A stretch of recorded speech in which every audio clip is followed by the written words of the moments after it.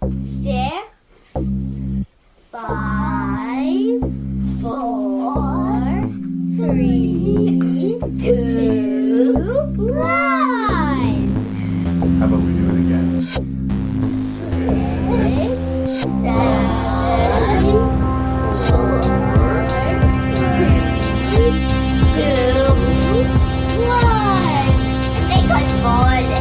Okay, let's try one more time. I definitely Ready?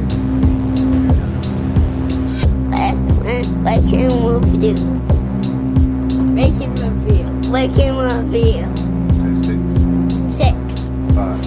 5, 4, 3, 2, 1.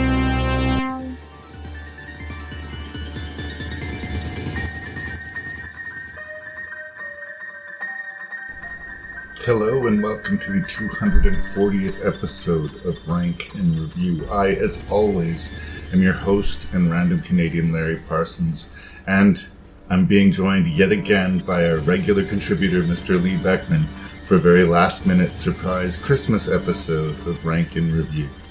That's right, we're going to fill hearts and minds with warmth and violence this holiday season. I have 6 horror movies all set on or around Christmas, and Lee and I are going to get into it with our usual swears and spoilers. I have a Christmas wish that I want to share with my Rank and Review listeners. I finally had a bug fixed on the website that got the feed to be reintroduced to all sorts of different streaming and podcasting sites, but it basically reset the whole podcast. It feels like episode, whatever it was, 237, as far as the internet was concerned, became Rank and Review's very first episode. As a result, I need traffic on a site. Whatever podcast carrier or site or whatever you're on, please seek out R&R, re-download some of your favorite episodes, tell your friends about it, because I need the extra boost. Also, Merry Christmas, and thank you for your support. The website is Ranknreview.ca, and you can send your feedback to ranknreview@gmail.com. That's RANKNREVIEW@gmail.com. Thank you for your ears, and enjoy this very holiday-rific episode of Rank and Review.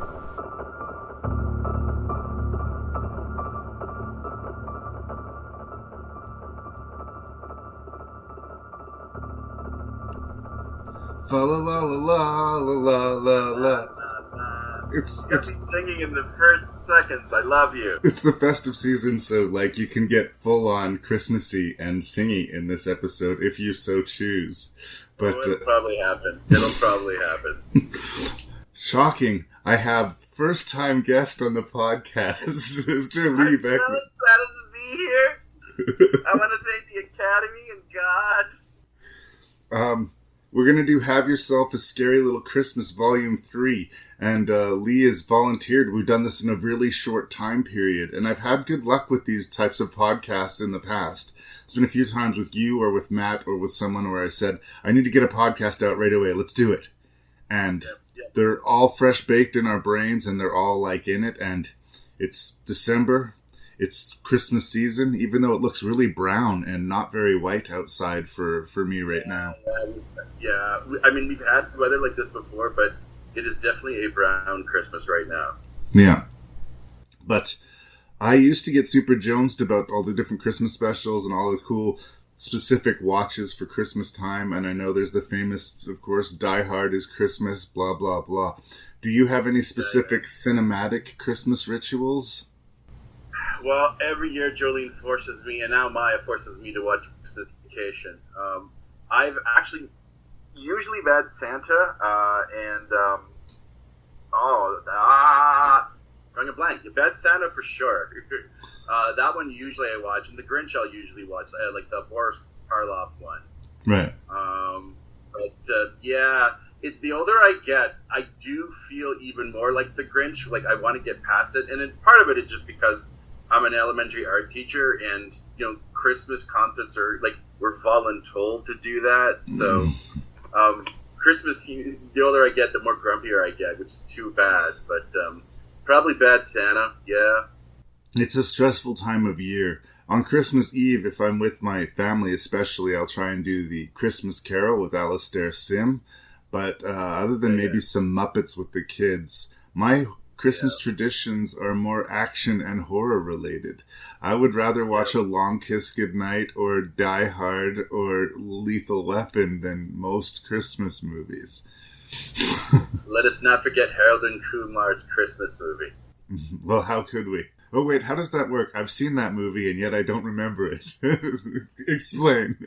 What? You don't remember the claymation sequence where he gets his penis, basically, frozen to a bowl? Come on. Well, that is Christmas in a nutshell, is it not? It is. It is. It is. What's a Christmas movie you hate, Larry?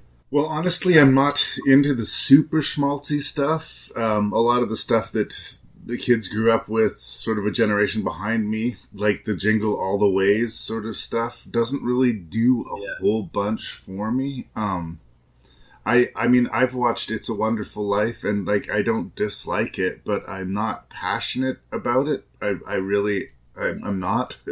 I like to watch Christmas-themed horror movies. Sign me up for some Black Christmas, sign me up for Krampus.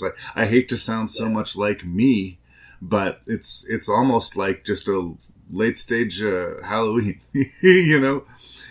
Since Christmas is so stressful for us, and since the older you get, the less magic and the more, manic there is in the Christmas season, I actually kind of appreciate the darker comedies like Krampus and Bad Santa, as you were saying. And you admit that there's a lot of stressful things that go on around this time. Yeah, the aw shucks, isn't everything best or better this time of year kind of storyline. I don't know. It got more traction with me when I was young and naive. Now that I'm all old and cynical. Yep. Yeah. I can't stand those Tim Allen. Is it Santa Claus movies? Yeah. Really, most things with Tim Allen kind of rub me the wrong way, but... Hey, man, Big Trouble was fun. And Galaxy Quest. Inexplicably great performance in Galaxy Quest, but as a rule, I'm mystified by the man's popularity. But that's not very charitable. That's not very Christmassy. Merry Christmas, yes. Tim Allen. Yes. And the ever-increasing power wheel that I'll end up, playing. See, this is how bad I've gotten, and I've already talked about this with you earlier. Every time I walk into the room, it's just there's too many lights. There's too many lights. And just turning off the Christmas tree or Maya's room, it's just ugh. And I hate the fact that I'm like that. I hate it. Just sort of pet me up, because even the teachers at my school, there's some of them are, they're tired, and the kids are getting too much energy and blah blah blah. I thought I'd buy cheap candy canes and give it to make it games, a whole lot of games with my teaching, and just make it extra cherry for everybody. But because I couldn't feel any more anti-Christmas. So then the selection of movies weren't exactly pouring cold water over your Christmas then. At least I... No, actually I thoroughly enjoyed, I think, all of these in some sort of way. Strangely strong list, actually. It really is. I don't think there's definitely not a movie where I'm patooey. I generally all like them. One I should have seen, maybe at the beginning of the viewing odyssey, if you will, just because I saw a different movie that was so dark and so just a kick in the nuts. Then to follow it with this movie, it was just, the juxtaposition was so off. Right. Well, this is the third time I've done Have Yourself a Scary Little Christmas. Happy holidays, brother. I think this is the 6th consecutive episode of Rank and Review that you'll now be involved in, or something like that. 5th or 6th. It's a small problem. You say I volunteered. I say I secretly mind melted with you and said Christmas host this year. Well, we did a Halloween episode, so why the hell not? Is there anything else you would like to say by way of introduction before I list off the 6 Christmas-themed movies we're going to be talking about? No, let's keep it going. All right. Well, here are the movies we're going to be reviewing and then ranking this episode of Rank and Review. The Conjuring 2. Yes, it is set at Christmas time. People seem to miss that, but it is a Christmas set movie. Black Friday. There may be a gray area, but Black Friday is when the Christmas shopping season tends to begin. You capitalist you, anyways. Christmas Bloody Christmas. Here we have a demented robotic Santa Claus on a kill spree. We have a strange and forgotten movie called Dead End, kind of a Twilight Zone-y number. We have Anna and the Apocalypse, a zombie apocalypse musical Christmas comedy thing, maybe? And we're going to wrap it up with a very underappreciated 2016 number called Better Watch Out. All horror-themed, all Christmas-themed. Mr. Beckmann, thank you for being here. This is my home. Get out now. No, this is not your house. Now, what's your name? My name is Bill Wilkins, and I'm 72 years old. What do you make of that voice? Sounds confused. Is he senile? The voice on this tape is coming from an 11-year-old girl. They're calling it England's Amityville. There is a family that desperately needs our help. After everything we've seen, there isn't much that rattles either of us anymore. But this one still haunts me. Does it feel like the voice is coming from inside you? More like it's coming from behind me. Like I'm being used. Janet, are you all right? Stop calling me Janet. She's such a good girl. What's it wrong with her? An oppressing spirit will try to force you to commit the ultimate sin. And what's that? Murder, suicide, or both.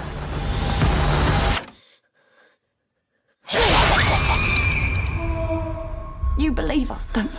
Sensing a presence? I'm not sensing anything. All I can sense is their own fear. So, Mr. Beckmann and I recently did this Best of the Naughties rank, this epic 3-part episode. Thank you again for that. I'm very proud of our work there. I feel like I was shitty to the Conjuring universe in that discussion. I didn't include any of it in my list. I believe you included the original Conjuring. But I want to backpedal a little bit. I mean, we were talking about the tippity-top very best of a very strong decade. And I think I may have overstated the case. Like, the Conjuring movies are decent. They're competently made, jump out of the dark, boo movies. And The Conjuring Part 2 is one of the best of the franchise in that way. It doesn't mess with the formula that much. We have, this ultra-truistic, ultra-religious couple who are going to come and save the day of this British family who is encountering all sorts of supernatural shenanigans in their flat. And it's a very composed, very professionally made movie. James Wan obviously has established that he knows what the fuck he is doing behind the camera. But it's a trickier thing to do than we give credit, right? Like, making a haunted house movie is not as easy as just follow the tropes. And I think he is good at it. Just because I didn't include any of The Conjuring on the best of the decade doesn't necessarily mean that I dislike or, hate The Conjuring. I don't like how much they're anchoring the true story angle.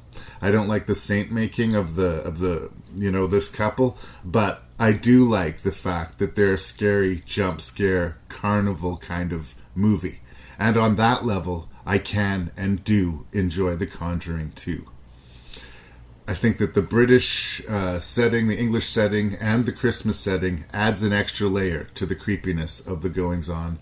And I think it's more or less the same movie as the first one, but in no way worse.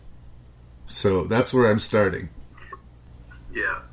No, well, what I admire about it, and this is like the second time I saw it, I originally saw it in the theater with Jolie, was that it didn't shy away from the fact that there is so much doubt put on the Warrens It is thrown into really up into like center stage at this point, where, like, to me, I think that, at the very least, they were brilliant actors that managed to convince themselves that they were, supernatural superheroes and not con people. I mean, I do believe they were.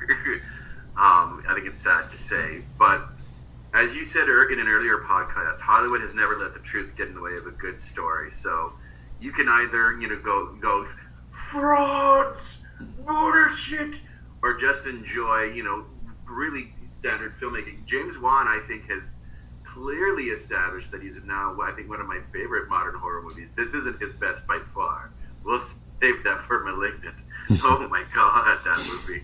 But James Wan knows what he's doing. He knows how to frame scares, like both with the foreground and background, which is something that, Hitchcock was really good at, Spielberg's really good at. Ridley Scott is a master at it in a lot of ways. The Alien is a shining example of how well that's used.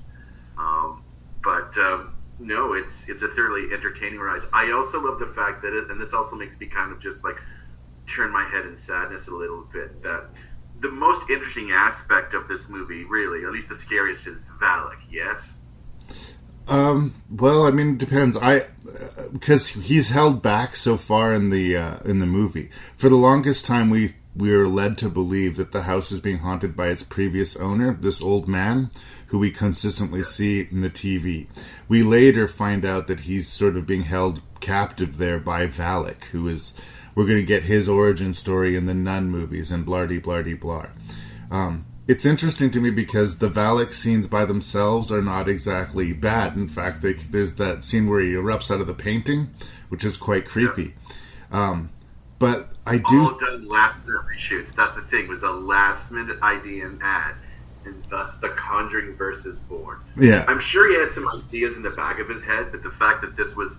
And it even sounds like it from interviews, whether he's bullshitting or not. But he does says, I was in the reshoots, and we came up with the idea. And Valak, actually, there is a folklore or myth to the actual Valak character. He's not pulling this out of his ass either. Right. It just goes to show that a last-minute idea, and thus $1 billion is created. Yeah, but they do feel extraneous, and not just Valak. The opening is in Amityville, and there's a little sort of side spook scare with the the Crooked Man. And again, all of those things are added to the story. They all feel like they were added to the story. They're good by themselves, but like they kind of make the movie longer than it needs to be. Like, this is an over 2-hour horror movie, and those scenes, as strong as they are, might belong in their own movies. They might actually be weighing down this movie a little bit.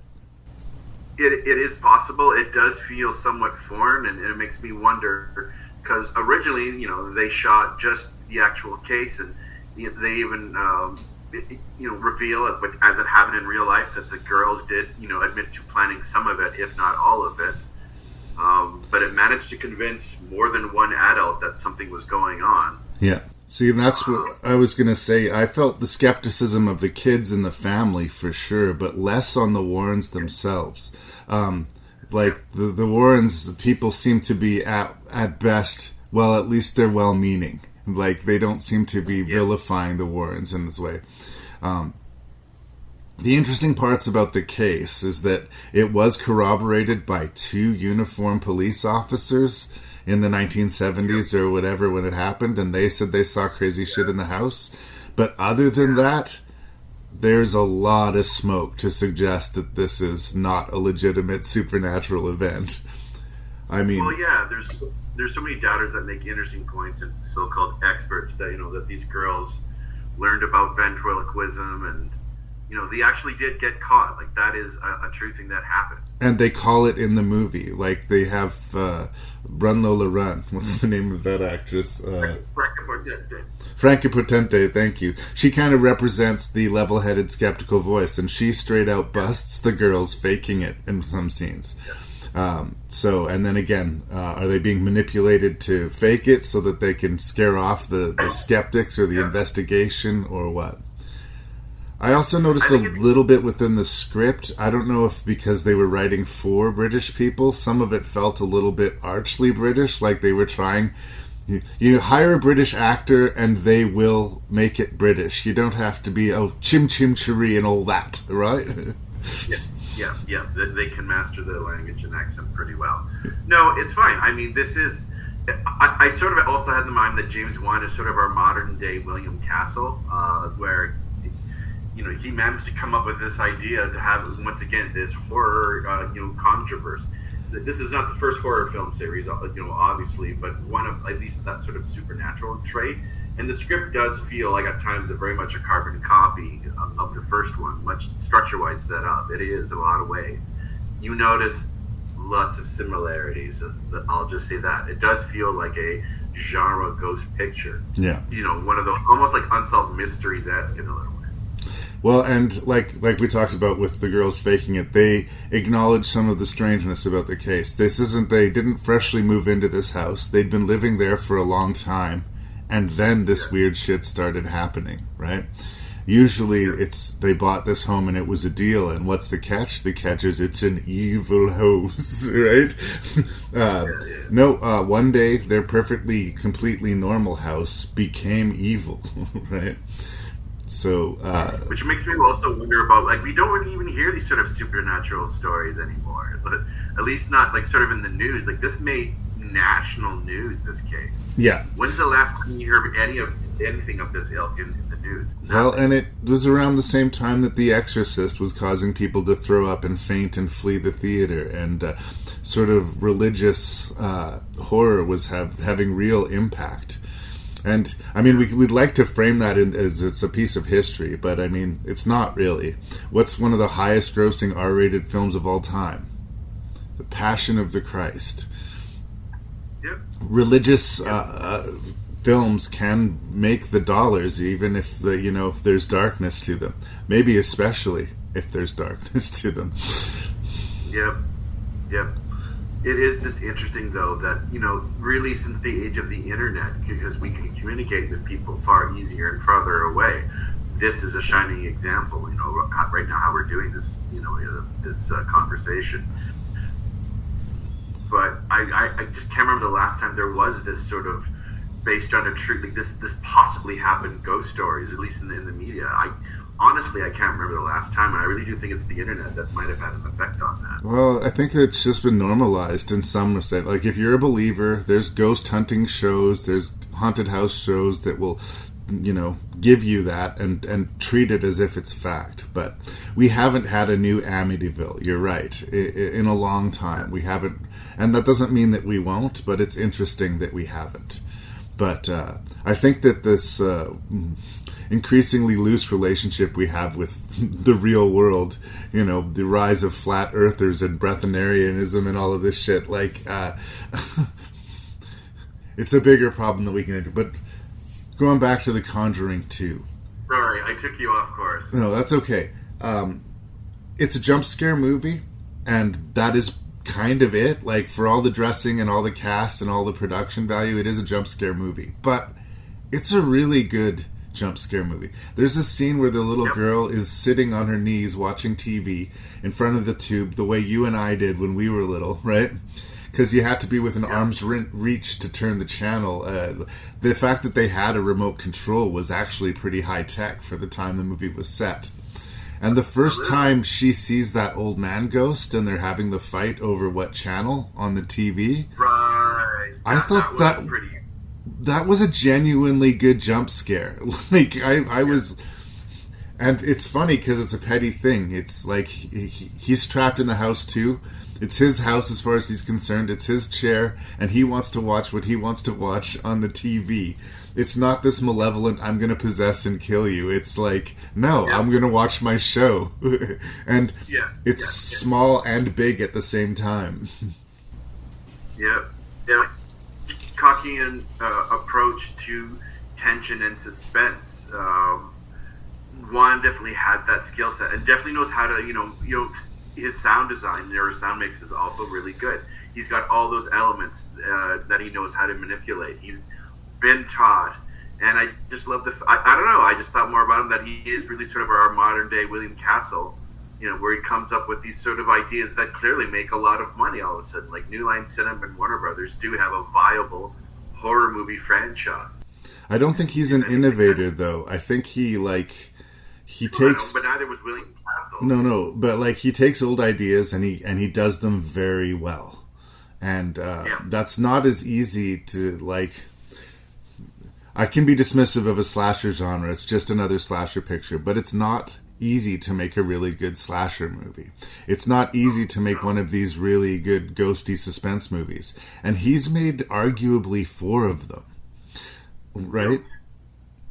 Yeah. So... Yeah, no, he knows. Well played. I'm not a big Saw guy. I'm not a big fan of that franchise, but I would not take it away from him. He created that. He and Lee Winnell made that franchise. That made their fortune and basically facilitated them being able to make their own projects. But in the end of the day, I think Lee Winnell might end up being the more groundbreaking creative force between that duo. I really think James Wan is a talented director, but I'm starting to think that Lee Winnell might be the secret sauce that's holding all of this together. Oh, why do you say that? Well, just from where he's gone. Because originally he was just, he would write and James Wan would direct. And now he's gone on to do Invisible Man and Upgrade and he's not just necessarily repeating. The Invisible Man wasn't a retread of old pastiche. He made that into a very new modern horror movie. Whereas James Wan takes all of these old haunted house pastiches, which I love, and does them very well. He just isn't doing anything new with them. He's doing them very well. If it doesn't rank as high on the list as people think it should, it's not because it's a bad movie. It's just because it's a familiar movie. You get me? Fair enough. I also just think that, James Wan knows visually... Well, no, I take that back, because An Invisible Man was also beautifully shot. Let us not forget that James Wan also has done Aquaman and Furious 7, Larry. That's right. That's what I'm saying. He's a good tactical director. That's why, like I said, that's why I just sort of see him as this generation William Castle. He came up with these sort of cheap B-horror movies that were somewhat well made and low budget, but just made you giggle. They're gimmicky in a lot of ways, and this gimmick clearly worked, and it hit a nerve with the sort of general population, because at least 3, the Annabelle series, and then there's the Nun that have all done well. It is, like I said, a $1 billion industry now. Yeah. And they spend money on the Conjuring movies, but the other ones I think they do pretty cheaply, and the rate of return is dependable. So I've heard that they're going to try and wrap it up, which I do think is maybe a good idea. This whole endless series, movies are starting to sort of break into the ground that television was in, the never-ending story used to be the thing that we would tune in on a weekly basis on television, not on a yearly basis in the cinemas. Well, no, at some point it does have to end, and I know Valak is the sort of Thanos of the Conjuring verse. Right. I do love the fact that the story is setting it up that he's the big bad, that our heroes, the Warrens, are going to throw down eventually. It's the sort of overall story arc. But this is a horror movie franchise that works, and so I want to enjoy it while it's here. Even decades from now, when this, at least this sort of original, story arc or chapter ends, that, we have Friday the 13th series, and the Nightmare, and the Halloween series, and now we have The Conjuring. Well, The Conjuring, which is sort of different, because you've got monster movies and ghost stories and killer doll movies, so yeah, I want to and enjoy it's well here in the show. It's got its own sort of retro identity that it's sort of kind of carved out, and I appreciate that. What did you think about the using of the Christmas season? It's a background thing, but I do think it's there in the movie. It's prevalent. I wouldn't say it's prevalent. It's there, but I don't think it's almost essential to the story. I mean, they do have the Christmas tree scene and all that, but it doesn't. Out of all the Christmas movies, Well, I wouldn't say out of all of them. It's one of them where it didn't almost need to be there. I don't think it added anything. I'll say that. Right. It's another layer of paint, and it does something to differentiate it from the first movie, I think. And it works well enough. I agree that in this list of movies, it probably uses Christmas atmosphere the least. So I guess I will say that. But as a Conjuring movie, as a is what it is thing, it does its job very well. Oh, absolutely. Bravo. And shout out to the cast. Patrick Wilson and Vera Farmiga, they're adorable together. I mean, they do make this sort of, sweet connection. And it is a love story between them, at this point. I think even more so than in the original, because they sort of felt like the real superheroes. They came to save the day. The first, where this one, it's the sort of love story. And there is a little bit of Mr. and Mrs. Flanders to them. Like they're oh no, oh god, yeah. They're like kind of embarrassingly dorky, but in a way that's kind of sweet, sort of. Yeah. But I'm sure the people who are just like pessimists and skeptics who like hate the fact that the Warrens are being idolized to a generation of people that don't know any better right now. I'm sure they're like, fuck you, but they're adorable together on screen. Well, I think that's the necessary sweetness to help the medicine go down. Yep. Happy Black Friday. We love toys. We still on for pancakes tonight? Chris, you're on Reg for the night. We're short-staffed. Wait up! I'm Emmett. You ever worked retail before? No. Well, there's no day more harmful to retail workers than this day. What do we love? Toys! Good job. Places, everyone! 3, 2, go, baby. Go Black Friday! Thank you very much. Happy holidays. Holy shit! What the There is something wrong with the shoppers. Oh, we gotta do something. We're 1 hour into Black Friday, and we're escorting customers away from the store? No. Was that the new guy? Our shoppers are going crazy. Whatever you do, don't let them gather. They're building something. At this point, we're just in their way. We're gonna have to fight. There's a scene at the beginning of Krampus, which is a movie I reviewed in another Have Yourself a Scary Little Christmas podcast, which shows in slow motion the maniacal, crazed, bleary-eyed crowd of shoppers bursting through the doors upon them being opened, and plowing over themselves and knocking over stands, and the dead-eyed like trauma stares of the people working there. Having worked at a mall at Christmas, like, I can completely relate. People become complete fucking monsters. When if they can think they can save 50 cents, they will utterly shed their humanity. Like, it is amazing to witness. And I think that's what I thought we were going to be tapping into, stepping into this Black Friday movie. I knew it was about shoppers, I knew it was set in a shopping center, and that the shoppers turned into these literal monsters. And I had all these opportunities for satire as far as I'm concerned, right?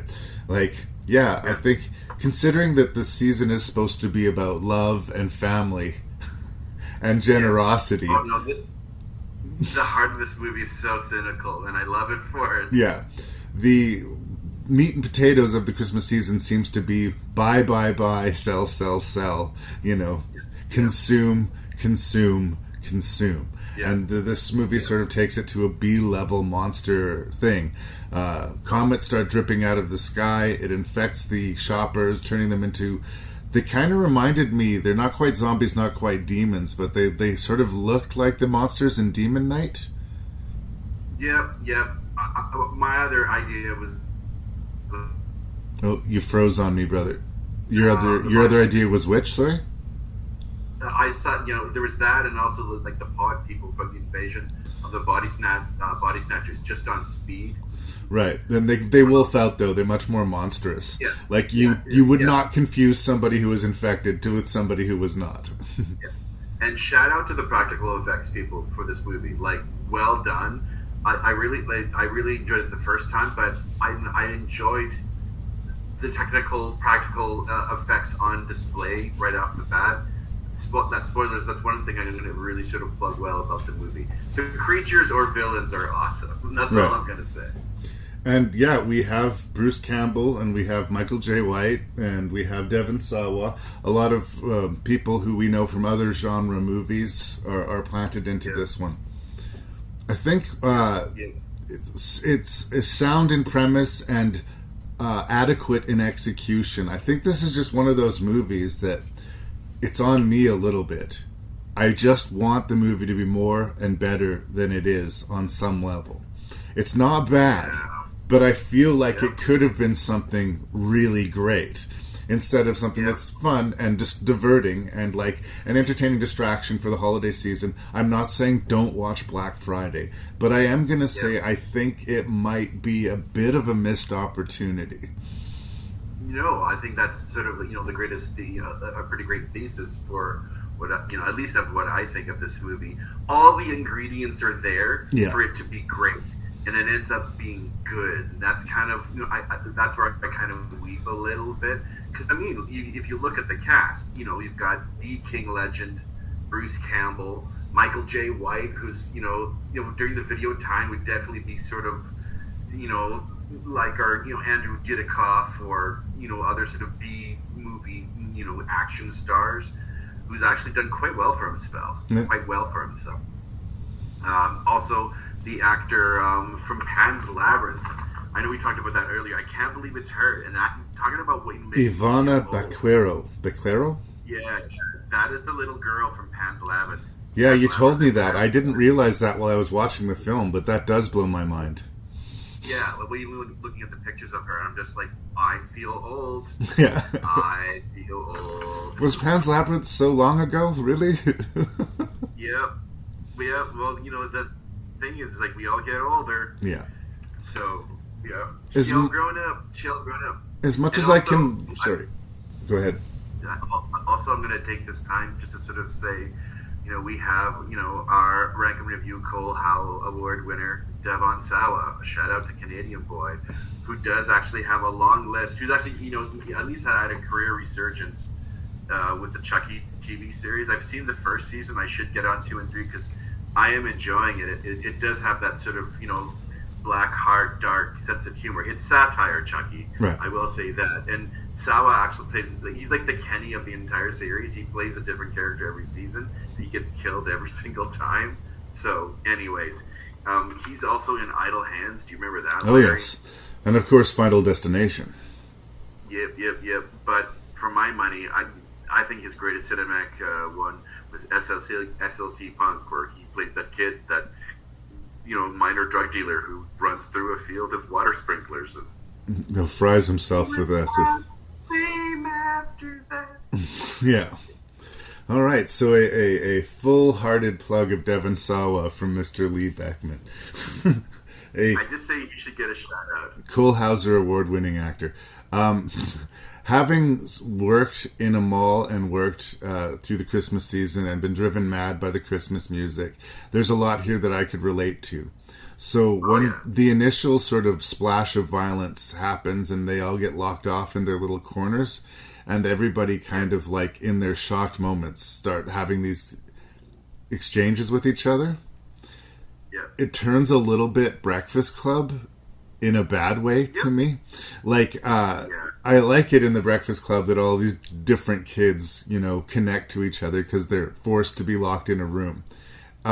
In this scenario, there are demonic creatures actively trying to eat you on the other side of the door. So I don't believe that now is the time to unburden yourself upon, the rest of the staff and strangers around you. And if it happened once or twice, I would have let it go. But it's a good portion of the middle act of the movie. It's just people, why have I worked here for so long? I hate my job. Why have I done it for so long? And I don't know. I think the movie wants to be a fun, funny creature feature. It's never going to be Tremors, but it's in that like wannabe vibe of movies. And in a weird way, the lack of lightness and sort of humor to the satire kind of takes away from that. There is no real satire. That's sort of like I said, the ingredients are all there, and they're obviously the whole sort of theme that these creatures are just rabid consumers. I mean, that humor element is kind of there, but the dialogue needed to be sharper and funnier. Like even like the characterizations. I do love this scene where she ends up telling him that the manager that I always thought you were a serial killer. Anyways, it's sort of a walk away, throw out insult line by that one character. But I never really laughed at the dialogue, and I just thought it needed to be written by like Harmon from Community or Kevin Smith. The jokes needed to be just wittier, and then you had this idea all about that we're so consumer capitalist crazy at this time of year, and it just brings misery. Yeah. It needed a couple more drafts to make it just that sort of great cult classic that it could have been. You've got Bruce Campbell, damn it. Yeah. And he does give sort of a character performance, but use him. But the Bruce Campbell character and his sidekick characters are good examples of this. Both of them, spoilers, have these big confrontational moments where they basically either face their death head on or they go into a battle that they will know likely lead to their deaths. And by themselves, they're okay scenes, but they don't feel set up or earned in any way. And I feel like if we knew a little bit more out of each of those characters, then their end point would have been a lot more, punctuated, would have had a lot more effect on the audience. It's sort of like, oh, that's too bad. There's another person scratched off the list. We must be getting closer to the end credits. But if it was a Walter from Tremors, if we were like, no, oh, that sucks, dude. And it never gets us there. It never gets us there. We're not completely indifferent, but I mean, I'm not invested. Fair enough. I just think that from a dialogue and story, even to the story-wise thing, just like I said, a couple more polishes. Get someone who's really good at witty dialogue in there, and this movie could have been, like I said, one of those giant, B cult classics like Frankenfish. Well, that's what it wants to be. I think it needed to lean into the crazy and the manic. It needed a little bit of Peter Jackson in there, or a little bit of Sam Raimi. It needed to be a little bit crazier in the end than it was. Yeah. Especially with the presence of, like, Bruce Campbell and fucking Spawn. The fact that it's this gigantic, big blob monster on top of a shopping mall, battling out there, way out in sort of a strip part of some, small, city. And, and I gotta give you credit, the whole practical effects looked really good, even that puppet. Like, I'm sure it was a nightmare to film. Or do you think that was CGI? Oh, no, I don't think it was CGI. There was, I think they green screened the big monster, the big bug, but all of the individual elements, I think, were practical. And I like the satirical angle that these creatures are bad, but the more of them there are, the worse they are, just like the shoppers. The shoppers are bad, but when you have them shoulder to shoulder cramming in the place, it becomes past bad. It becomes something grotesque. And that illustration, like literally through the monsters all coming together to form a big blob. They did a similar thing in Slither with all of the creatures coming together into a big amorphous blob. But here, I see sort of the satirical idea. Here's more and more of them, and once we get to a certain number, it's an unstoppable monster. Yeah, but I think, there's a good reference where, I think you sort of nailed it, that Slither gets. It's got that certain sense of really dark insanity somewhere that made that film just a level better than what Black Friday was. Like there are some scenes where you're just like, holy, oh my god. But the fact that you want to be a Slither or you want to be a Tremors makes me on your side. Like, I'm cheering for you. I'm on board. Yes, no, like I said, it has all the ingredients it has all the ingredients there that I love. It is a monster movie. It has a great, villain. Even though it feels familiar in a lot of ways, it's got quirky characters. At least can give it that. But I just think that it had the creature. It didn't have the comedy that it was advertising. Yeah, it just almost, but not quite. But it's not necessarily a thumbs down review. It's an affectionate, conditional thumbs up. I mean, I think if you look at the box, you kind of know what this movie is trying to be, and if you're in the mood for it, fine. But I just wanted it to be a little better than it was.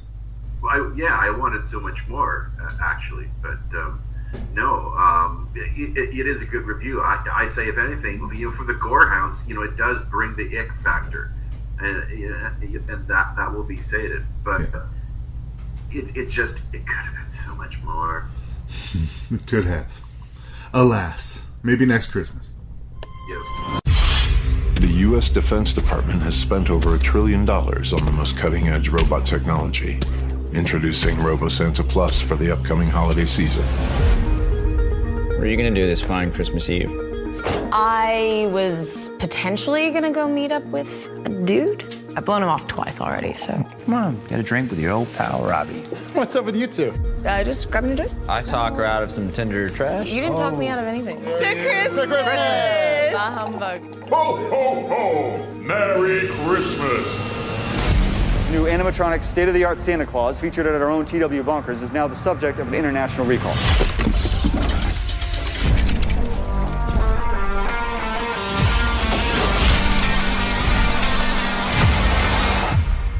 Santa?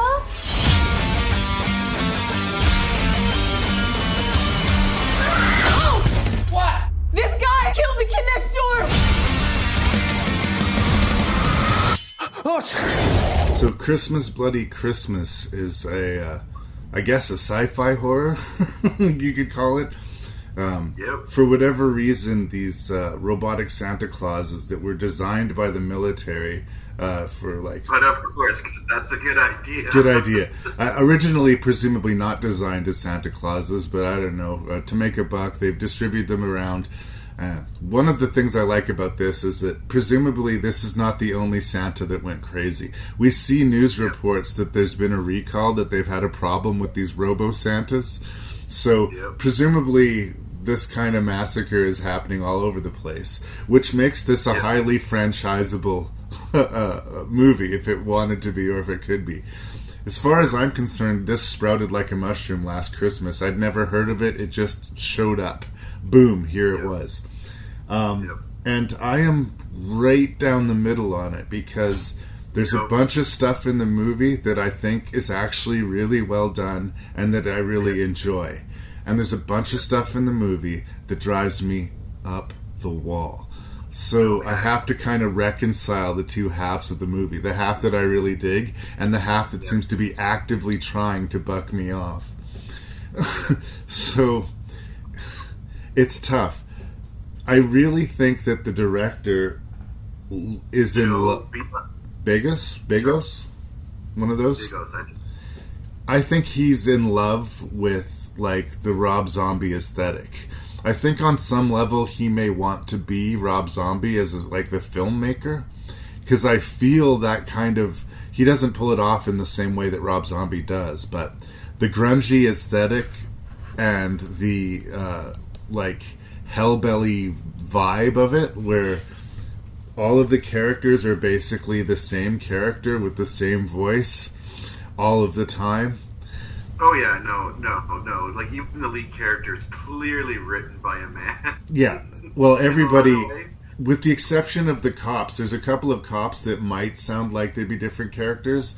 I would say essentially there is one voice in this movie, and it is the writer-director. And I've workshopped plays with high school kids recently, and I've done workshopping in the past, and I've written, plays and stuff in the past. And whenever I give notes, especially to a young writer, an often cited note of mine is, fuck edit your script. Yeah. And that would have been my first note to this guy. The amount of fucks in this script would make Tarantino or David Mamet blush. It is fucking distracting. Okay, so I have a weird bit of trivia, actually, to add to this. There was actually 487 uses of profanity in this film, averaging 5.6 per minute. Yeah, it's 86 minutes long, and like, why you make that choice? Like, that's clearly how the director talks. I watched the special feature on the DVD, and that's fucking how he fucking talks. This is just fucking what he fucking does. He just fucking talks that way. So all his fucking characters fucking talk that way, and that's fucking how we do the fucking movie. And it drives me crazy. Like, it's distracting sometimes in a Mamet movie or a Tarantino movie, but it's distracting usually in a way that puts like a bewildered smile on my face. In this movie, it actively dissolves the characters. Like, these two people that we're witnessing falling in love for the first 40 minutes of the movie are the same person. Yeah. I don't believe any of the dialogue between them. Yeah. Like, yeah. There's stuff... If you want to talk about how much you love Blair Witch 2 or like your favorite musicians, The second the thought line came off, I thought, and I don't want to, obviously argue for the female, gender here, but that I don't think that could possibly come out of a woman's mouth. Who knows? Maybe there are people like this. I'm not saying that it couldn't come out of her mouth. I'm saying that in this movie, like, that's a podcast, and I say that with due respect as someone who's like on his 230-something podcast right now. Like, I'm not saying that as shitty. I'm saying that that's not dialogue in a movie. It's clearly you just spinning your tires, right? And you're talking about stuff that you would talk about with your friends because you don't know how to eat the clock until the killer Santa Claus shows up. And that is so obvious for the first half of the movie. Over and above the fact that stuff that especially the guy is saying, if you're trying to seduce this woman, don't talk to her about her flicking her bean or how her girlfriend's getting gaped. Like, this is juvenile. But then the killer robotic Santa Claus shows up. Yeah. Then the killer robotic Santa Claus shows up and starts killing these people who I don't like. And then all of a sudden the movie goes up like 2 or 3 notches. The second half of this movie is so much better than the first half of the movie that I almost recommend it based on the fact, you know what? Start 40 minutes in. You'll catch up. Yeah. It's only an 87-minute movie, but the first half of it is largely a write-off. It doesn't overstay its welcome as well. Well, no, this guy actually is sort of the king of the micro-budget, sort of B-C movie oeuvre. Do you remember the movie Almost Human that came out about 6-7 years ago? Yeah, I've seen that one, and I've seen VFW, but I haven't seen Bliss or The Mind's Eye. VFW? I think it's better than this one. I think, yeah. Well, let's focus on Christmas Bloody Christmas. Well, okay, fair enough. I just think that I mean, the writer director is probably like the most important part of this movie. So, I definitely respect what he's doing here. Like, there's so much to like about this movie. I love the fact that this is a canon film. This is a no, I wouldn't say Orion Pictures, but like just like sort of a BC, production company, horror movie. It's grungy. It was obviously, originally it was pitched as the sort of Silent Night remake that, eventually came out. And I do love that idea. And it's at some points just giving giant love letters to the Terminator. You want to sit and tell me that the climax of that movie is totally the Terminator? Of course. Of course, but lovingly so. Lovingly so. Yeah.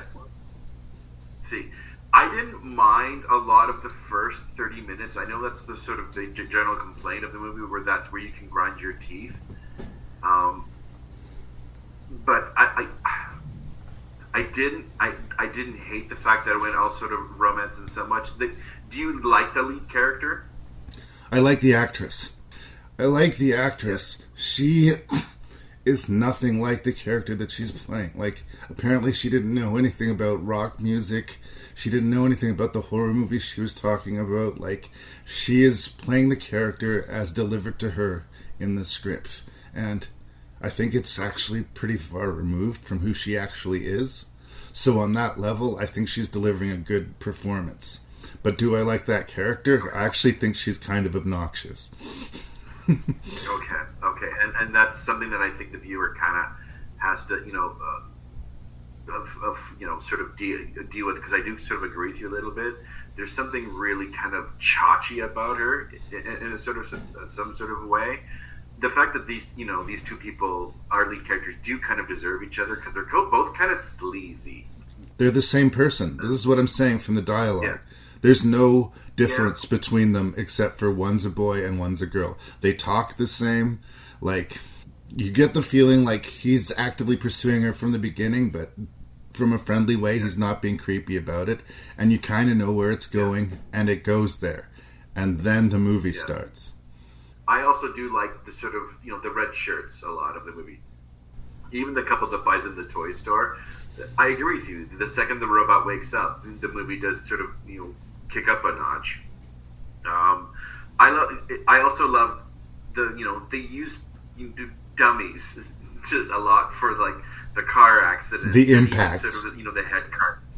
Yeah. Like, I'd be curious to how much did this movie cost? That's actually, I'm sure that made its money back, but it's not even sort of a B movie grade sort of practical effects in a lot of ways. There's like, it's clearly low budget, but it looks good. It's part of the charm. And it's got that harsh light to it, but it's sort of justified by the Christmas atmosphere. And that also reminds me of the sort of 70s Rob Zombie aesthetic too. Like, well, I would say even more John Carpenter, because clearly that's one of his influences overall, at least with Almost Human and this. Yeah. Even the killer cam, I think, of the robot and everything. That's a loving nod to Halloween in a lot of ways. So, and let's be real. Yeah, there's a grungy to it. Let's be real. A robotic Santa Claus is kind of a silly idea. And in the movie, it's pretty intimidating. You realize this is not to be fucked with. It means business. It's going to kill you, and it's stronger than you are, and it can take a licking. And good on them for killing a kid. They did not shy away from that as well. No. That's when I went, whoa! There are things that I really do like. I like the sort of nastiness of the movie and the impact of the violence. There's lots of things that happen that made me go, ow, shit, that would suck. Like I say, when the movie works, it really works. And when the movie doesn't work for me, it really doesn't work. So it's kind of at war with these two movies. The problem is that I really, really like the robotic Santa Claus movie much more than I like the, two douchebags falling in love movie. Yeah. I also enjoyed the cop characters. The only other characters in the movie that seemed kind of real. Yeah. Apparently the actor who's also worked with this director before, like, he's a legit working film actor. He's shown up quite a lot recently. He's worked with someone very, very good in the genre, which of course I forget. But anyway, I've seen that actor before, that lead chief character or actor, excuse me. Sorry, Jeff Daniel Phillips was Sheriff Monroe, and Jeremy Gardner was Officer Smith. I think Gardner was kind of the asshole, and Jeff Daniel Phillips was the guy who was a little bit more level-headed. But both of them were kind of believable. She came in a hot mess and just hysterical, and one guy just doesn't have time for it. The other guy's like, you need to calm down so we can actually deal with whatever the hell happened to you. Right? Do you know Jonah Ray? No, I do not. He'd been involved in a lot of podcast stuff. He was involved in the nouveau version of Mystery Science Theater 3000. I haven't known him so much as an actor, but he shows up. He's the boyfriend in the toy store. I've heard his voice. I'm aware of him. I think this is the first time I've actually seen him play a part in a movie. That's a point of interest for me. I think we've given a pretty fair shake of what the vibe of the movie is. Like, I think if this sounds like your cup of tea, dive in. It's trashy and like unnecessarily vulgar, but it is a good time. Sorry, say that again? It makes no apologies for its trashiness, and that's what I like. Like, it swims in the same sea as Hobo with a Shotgun and Turbo Kid in a lot of ways. I do think this director has talent. In fact, I would like to see him with a bigger budget and see what he could do. Maybe get help with your screenplay. Maybe get help. Yeah. Just a thought. Fair enough. But he definitely has a brand that I can see. I wouldn't turn him away. Like, he's low budget, grungy, vicious, mean-spirited horror movie for sure. I think you just need to work on your dialogue, bruv. That's just one man's opinion.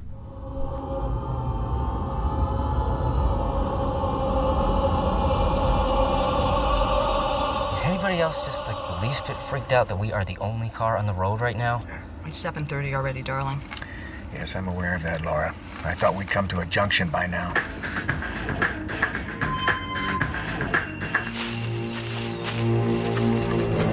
Stop!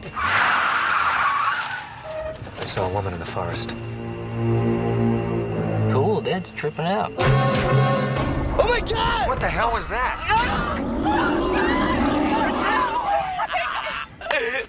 You guys suck. What are you talking about? I saw Brad in a car. Who are these people in the woods? Don't come over here, for God's sake. I'm pregnant. So Dead End is somehow 20 years old already. It came out in 2003. It does feel like it feels like a 90s horror movies in a lot of ways. I guess it's got this maybe lo-fi made-for-television or cable-ish vibe to it, but it's got a winning cast. I mean, especially the lead couple with Ray Wise and Lynn Shay. They and their two kids and their daughter's boyfriend are headed to the in-laws for Christmas Eve and the Christmas whatever. And there's tension in the car, and almost the entire movie is locked into the car with these characters. It's interesting. We just reviewed Christmas Bloody Christmas, and I was saying how there's two movies going on in that one in which I liked, one in which I didn't. I think in the end of the day, I like Dead End, but it has a similar problem in that there are scenes that work, and there are scenes that don't. And at the end of the day, the scenes that work kind of outweigh the scenes that don't for me, but I can't really give it full bars. I can't really, enthusiastically say, yes, this works 100%.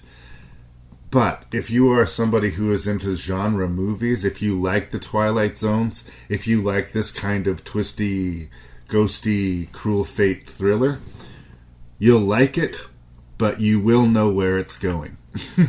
And I think that the machinations of the story and the plot is, unless you've never watched a movie before, by the end of the first act, I think you know the pattern of the movie and what you're going to get. And if you like that, you'll like the movie. If you don't like that, it's going to be a long trip for you. It's tricky when you have all of these actors stuck in a car and they don't like each other and they're giving us reasons to not like them too, because it ends up hurting the stakes. We want to care when these people die. And we end up caring more because of the reactions of the rest of the family more than our personal investment in the character, which I think might have been a mistake. But in the end of the day, I think it more works than it doesn't. And it's also kind of an interesting curio. I think this is one of the movies on the list that a lot of people will not have heard of or have seen. So a little bit of horror obscuria. So people who are looking for that not obvious Christmas horror pick, maybe this is it. But it's very specific and not for everyone. That's where I start with Dead End. I think any sort of at least horror movie lover will know this story enough. I mean, it's Incident at Owl Creek by Ambrose Bierce, that sort of story template, in which gets recycled at least once every 5 years in a lot of ways. Sixth Sense made it popular, all those 20-some years ago now too. Good God. Well, I would say that for our generation, it was probably Jacob's Ladder was the big defining one of those. The Carnal Carnival of Souls has the same thing. Yep. In a lot of ways, the Cabinet of Dr. Caligari uses that one sort of story element too. So it's not necessarily breaking new ground, but I do think No. Like I said, I think anyone well versed, in that sort of specific story will know right away where it's going with that movie. It's more about the destination than where you arrive. That's where I think this movie sort of ends up. I do love me some Lynn Shay. I think she's my favorite part of that movie. When her world starts to really fall apart, she is my favorite part. No, she plays crazy quite well. She loses her mind completely through the course of the night because, her children are dying in front of her, and that's not going to be an easy thing to deal with. Ray Wise is interesting too because you get the feeling like he was a little bit crazy to begin with, so all of this compounding, all of this compounding supernatural shenanigans are just taking an already fragile psyche and just shaking it. So his decision making isn't always on point, and he sometimes loses a temper when maybe he shouldn't. But I'm never like, bullshit, you're a Stephen King villain. Like, I never didn't believe him. I think Ray Wise might be an underutilized actor. I mean, everybody knows him and everybody's seen him in stuff, but he has game. I do think he's good. The kids are less engaging to me. Oh, the brother is so annoying. So annoying. Like, when he left the movie, I had a greater smile. When he left it, I think the movie did turn up a notch. That's the one character that really dates the movie, which makes it feel the 90s. The sort of spoiled asshole, the kid character. Like, even the dialogue, the fudge humor, like, that just ages it so. It does date the movie, and it's interesting how I feel like in the context of the movie, we're not supposed to be judged. Like, he's being super shitty to his sister's boyfriend. We don't know the history between them. Maybe there's a good reason. Everyone. And generally to everybody. And when the car stops for a while, he runs out in the woods so he can jerk off, because that's a thing that people do. Like, seriously? That's not credible. I mean, I know that there's a phase of teenage years where you're walking around incredibly horny, but no, that stretches credulity to me. I've never been so horny that I would jerk off in the woods a few feet away from my entire family. Like, that is. What, Larry? You don't porno mag on you at all? No. Weird. I know. But it's just funny because I feel like we're supposed to, in a weird way, at least not hate that character, find him sort of precocious or identify with him in some way. And I agree with you. I just hated him. Everything that came out of his mouth was awful. And he was so awful, it made his parents seem worse, because how did they raise this monster, And the problem with the daughter is less that the character is kind of problematic. It's just, I don't know, I didn't really get a beat on her. I don't know if it was in the script or in the performance, but she might have just been washed off the screen by the other actors. I thought she held her own. Her character definitely becomes the strongest by the end. She never really does lose control. Much like her mom and dad do. In a lot of ways, I think it's the most traumatic. Well, she survived. She's the lone survivor, so I guess. Yeah. I think in that respect too, the movie could have served better to being more locked into her perspective, as much as like the performances and the game is from like our two leads, the lead couple. Since she is our survivor and this is essentially her experience, maybe we should have been more locked into her than we are her parents, which would take away from two really great performances.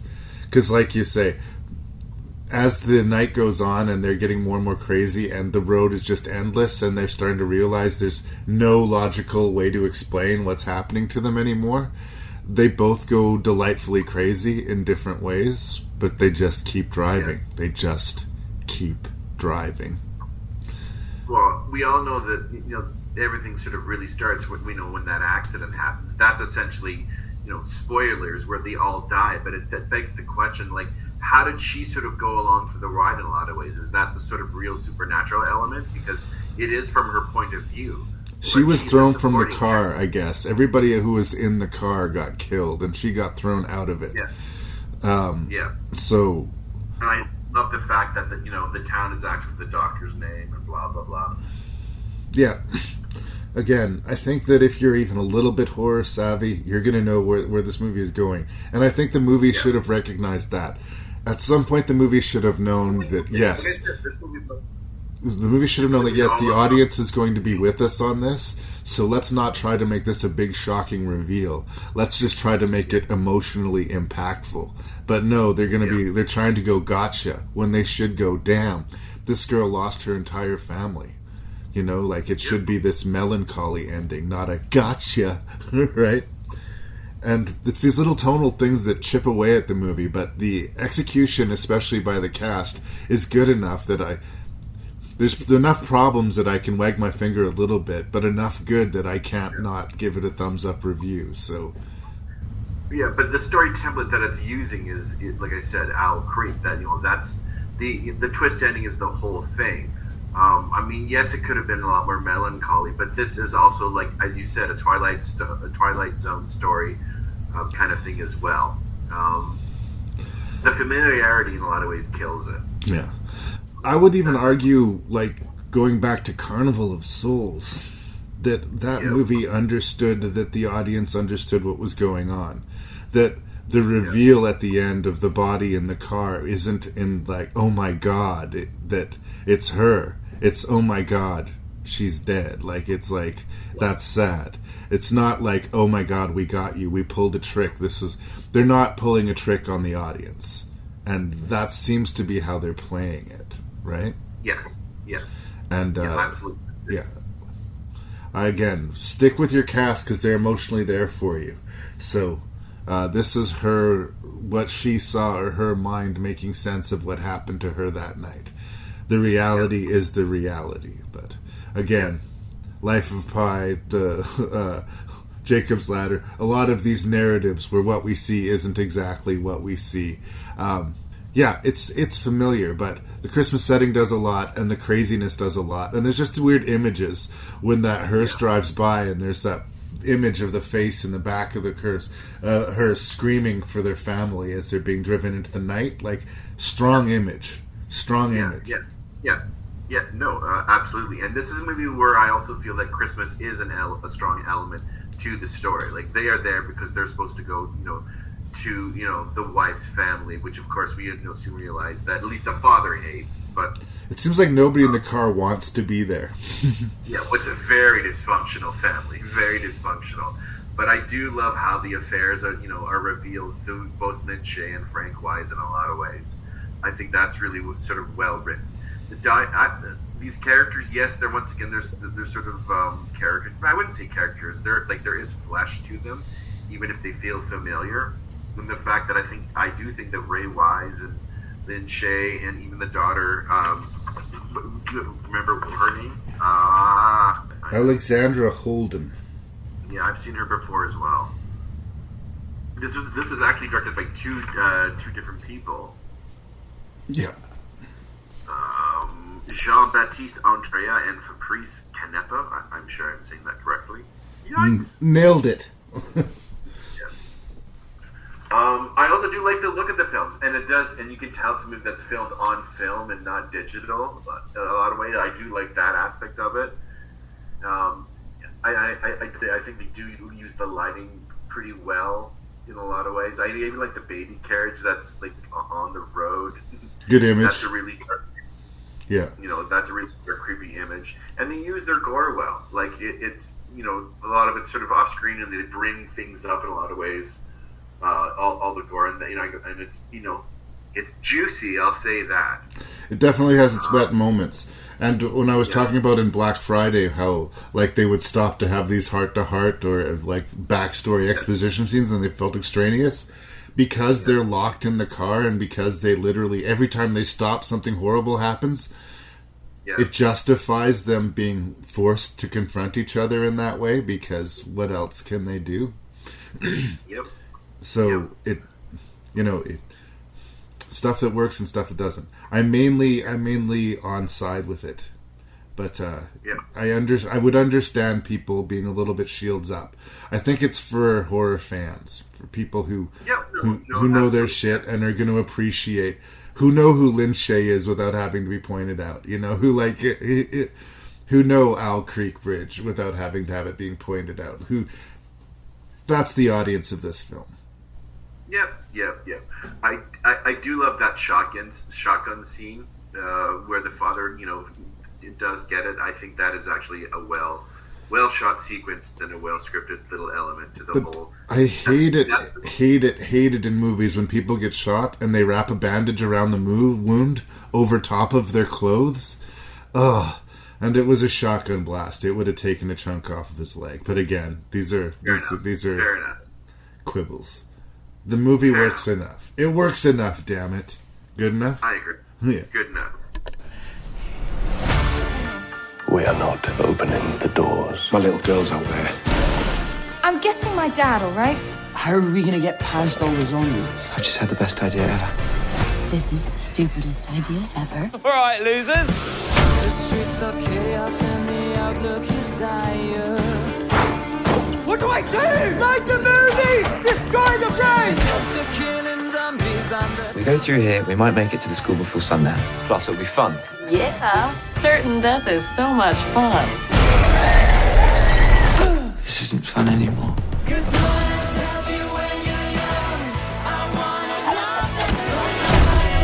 Come on, run!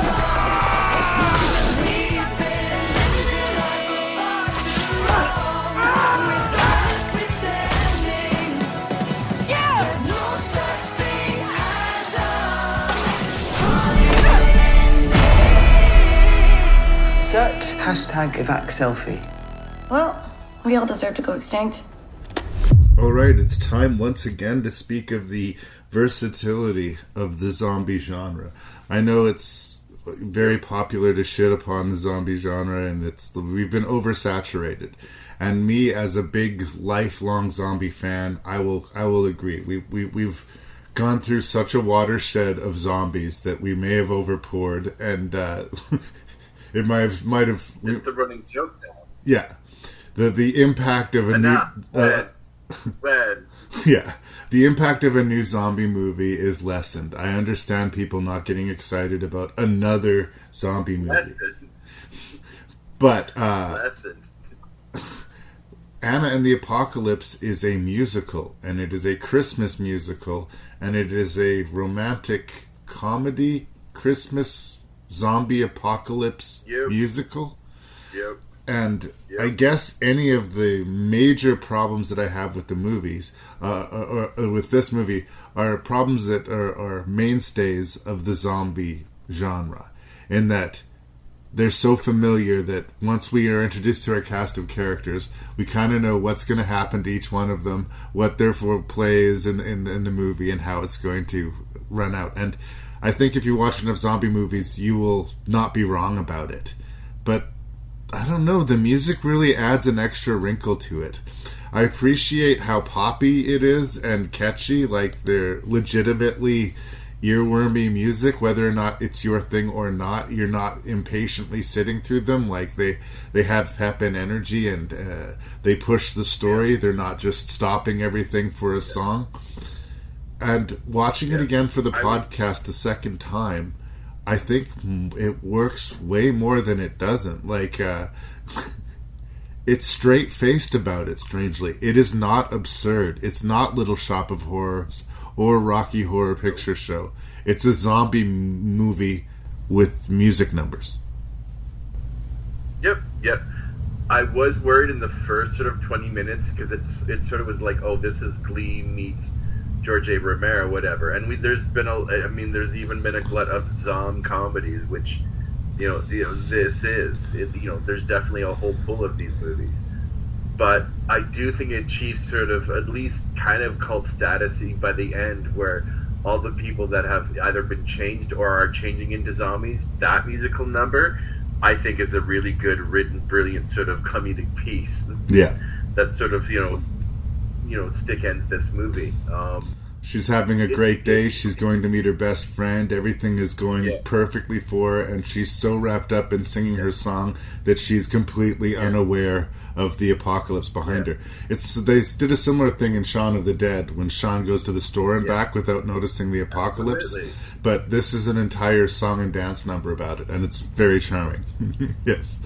Yeah. No. Like that's to me where the movie really sort of kicks it up a notch in a lot of ways. I was waiting for at least sort of a lot more of the zombie comedy, and then when it does show up with that beheading of the panda bear character, yeah, like death by teeter-totter.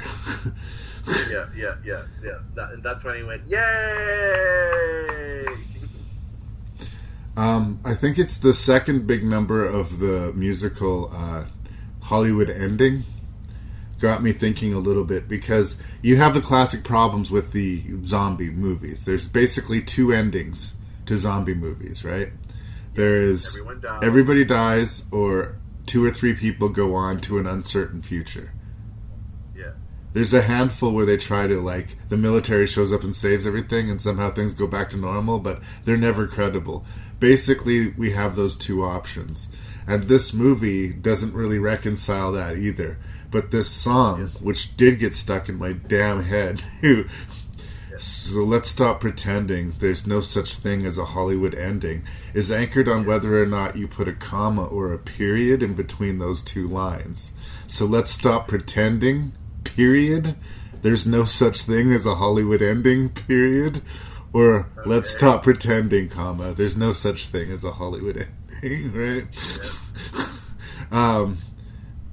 I think that the movie should have, based on that, ended with a big song and dance number where everybody died. That would have been my preference, because that is a big splashy finish, right? But at its heart, I think you're right. It wants to be closer to Glee and John Hughes, and it's just not that type of movie. That said, it's got a few deaths in it that kind of suck. You're like, oh, too bad, you guys. And it works as a musical, and it works as a comedy, and it works as a zombie movie. So, I mean, considering a lot of movies fail at being just one of those three things, I have a lot of compliments to throw at this movie. Yeah. I do want to do a shout out to like Mark Benton, who plays Tony Shepard, the dad. I think he's great in the movie. I do think, like, the lead character, Anna, is also very, very good. But also Paul Kaye, who I've seen before, I think in Game of Thrones, who, if Bill Nighy, doesn't get the job, he doesn't get the call, phone this guy. I mean, he's the real prick of the movie, obviously, right from the get-go. What's the character from Night of the Living Dead again? Cooper? The asshole. The Cooper character. Oh, yes. He's an administrative or a teaching assistant at the high school, and he's one of these guys where the zombie apocalypse goes from being utterly terrifying to the best thing that ever happened to him. Yeah. And I do like his musical number when he's trapped in the other room, and he's really laid a trap for all of them in the sort of the cafeteria. The cafeteria. I thought that number was also very good. I like the dynamic between Anna and her friend, who clearly wants it to be more than a friend relationship. And John. Yeah, and when she finally, like, officially, not coldly, but definitively friend zones him, it's a cringy scene, because, well, I think we've all been there, and that really sucks to be, want something more out of a relationship, but it not be a mutual thing. But in this movie, it was so much more than that. In this movie, her rejection of him was a death sentence. I honestly feel like if the romance between them had clicked and they'd had this big romantic thing between them, it wouldn't guarantee his survival, but it would have gone a long way to help giving him character armor. But the fact that she rejected him, right away I'm like, this dude's dead.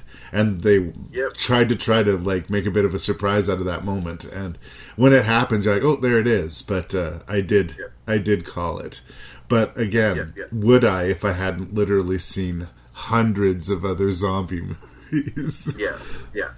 Well, I think John, the character, is right, though. She does have really bad taste in men. Yeah. Even though, like, the Knicks of that universe will probably, like, do survive. They have enough of that sort of alpha asshole, scene. And I do love their song when they are sort of officially introduced, at least after the zombie apocalypse. With those characters was sort of charming and cute. They had this big strut number where they're like, we kick zombie ass. We don't hide, we fight. Right? Yeah. That also made me clap a little bit. What's weird is, and this is more, just sort of the time and order in which I saw this. Right before, I had just seen Killers of the Flower Moon, that Martin Scorsese one, that's really good. But that is such a dark movie. To then sort of follow it up with, Anna and the Apocalypse, it just felt weird. Right. So, and musicals are a tough sell for me anyways. Like, the musicals that I do enjoy either involve a killer plant or a disfigured, man with a mask, singing in the dark French opera hallways. But the charm did win me over with Anna and the Apocalypse, so much so that it has enough zombie sort of show tune songs that I'm glad that this movie exists. I liked its charm and appeal. And it's British. Yes, it's very British. I have a thing for accents. I do. And it sort of speaks to that sort of whole stagey theatre world of London and stuff like that. And, that was just part of your skill set as an actor. You don't just show up and emote. You got to be able to sing. You got to be able to dance. You got to be able to bring it on all planes. And it's a very talented cast. And again, not a lot of people that I'd seen before or necessarily since. But it was way better than I had any expectation of it to be. Like, I knew it was going to be an individual thing because you don't see a lot of musical zombie comedies, but it's way better. I liked it way more because I agree with you. I'm not a big fan of musicals. I've done a couple episodes now dedicated to musicals, and I basically spent the introduction saying, if I'm going to watch a musical, I'm going to watch it live on stage. And this is one of the exceptions. This, like Little Shop of Horrors, is a movie that I could just put on and watch and enjoy. I think the songs are good. I think that the story works. I guess you could argue it's an industry standard zombie story, but I don't know necessarily, like, yes, it is. But it also has dance numbers. It's also sweet. It's also funny. Like, what more do you want? It's actively struggling and bending over backwards to entertain you. No, and it certainly does. This is a very sort of thumbs up, positive review. The choreography is actually really well done for these kinds of movies as well. Like, maybe it's also because I'm teaching dance right now at my job as well. Like, it is choreographed really well, and the camera's well positioned with those parts in a lot of ways. And the numbers are, they're catchy. I imagine the next couple of days I will be sort of singing a couple of these songs. Are gonna come from that are in this movie. They're probably gonna come out of my mouth at some point, and I'm going to be singing in the shower or something. So, as a zombie comedy, I think the comedy is strong. The musical numbers really, really work. This movie charmed me. Yeah, and that's what it set out to do. And I would be very surprised if anybody didn't think they got their money's worth. It might not change your world, but I think you'll be glad you signed up.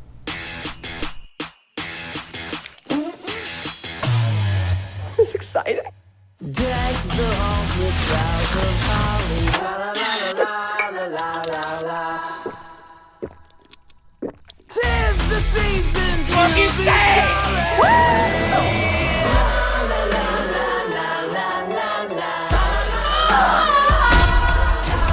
What are you doing, man? Please let me out of this. You're home alone again? That's awesome. Deck the halls with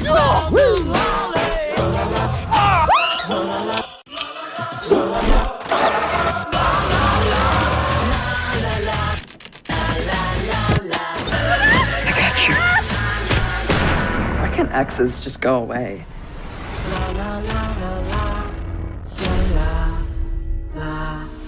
Good night. So I'm going to say something before we get into Better Watch Out, and it's been shared by a lot of...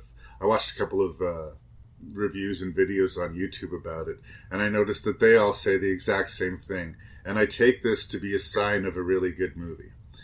I have a spoiler warning at the top of the show. I always say there's going to be spoilers, there's going to be swears. Yeah. If you have not seen Better Watch Out, because I want to talk about spoilers about this movie, I implore you to watch the movie before you listen to this review. Because this is a movie that the less you know about going in, I think the more you will get out of. I'm a big fan of it.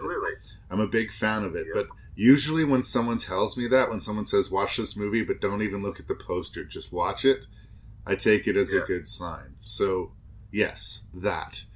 We're going to review Better Watch Out well, I'm going to review it very positively. I don't know what Lee's going to say. But if you haven't seen it, please do not allow us to spoil this for you. I know, Lee, you're a very pro-spoiler person, but I do think that certain movies benefit the less you know. For instance, if you go into this movie like I did and thought, like, it's about a girl who's babysitting on Christmas Eve for whatever reason, and some killer is going to come and she has to defend. It's like Halloween set at Christmas. That's what a superficial glance at the poster might suggest.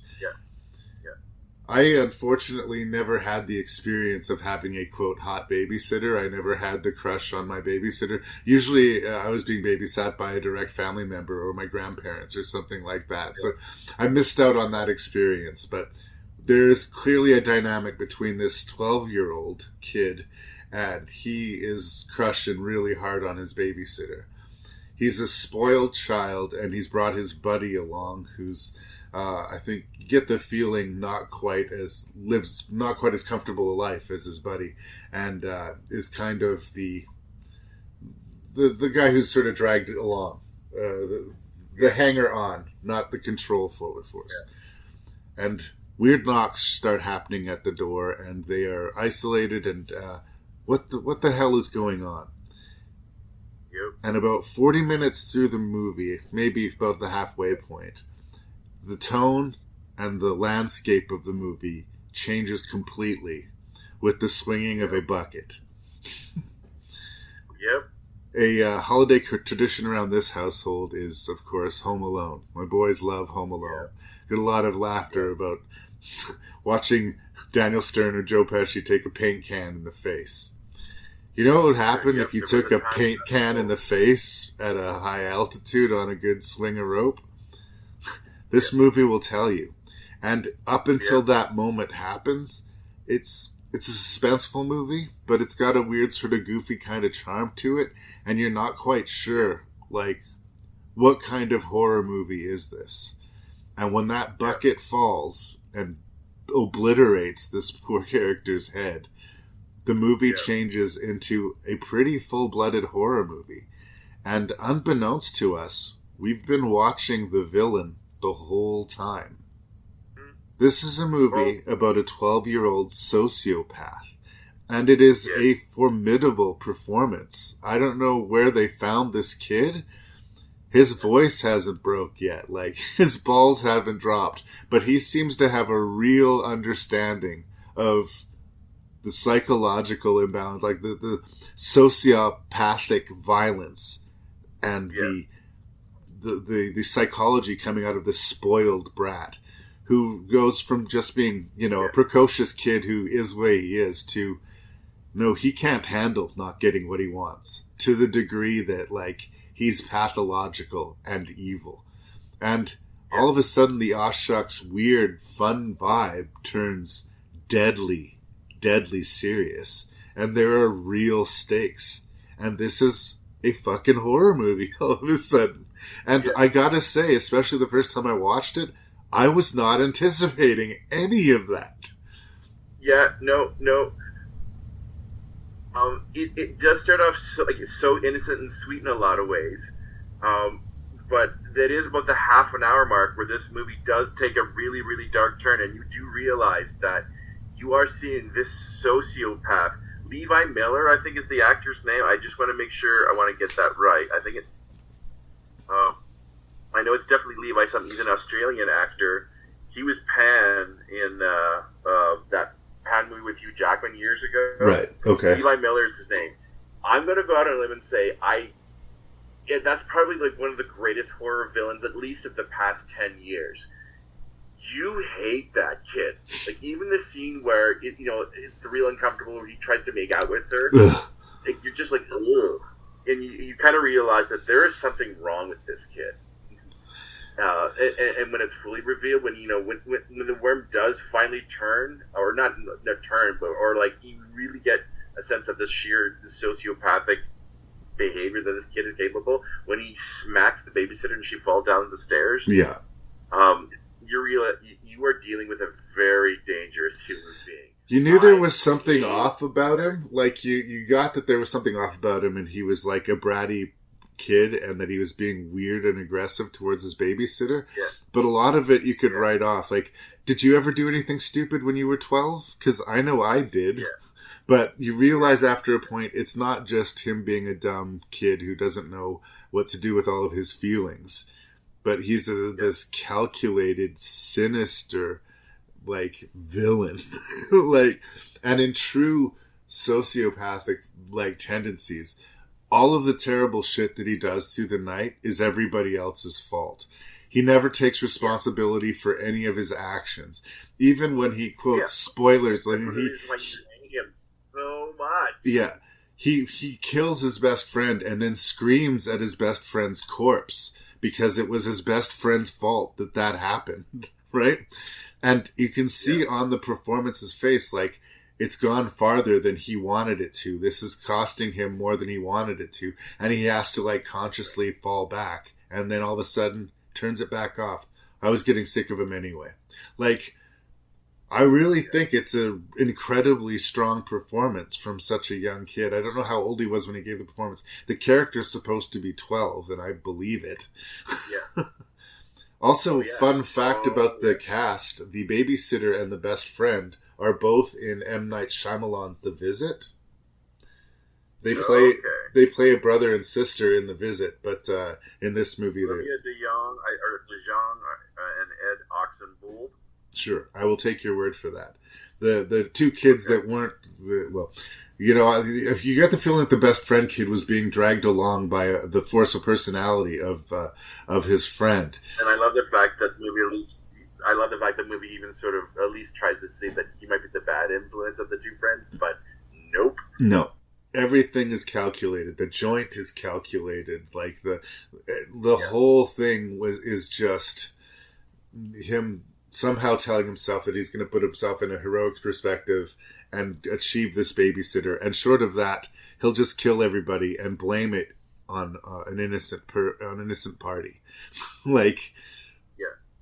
And again, the way he can switch on and off and the way he can be the cutesy, big-eyed, blinking, but I couldn't do anything wrong, mummy boy, to this screaming, frothing psychopath.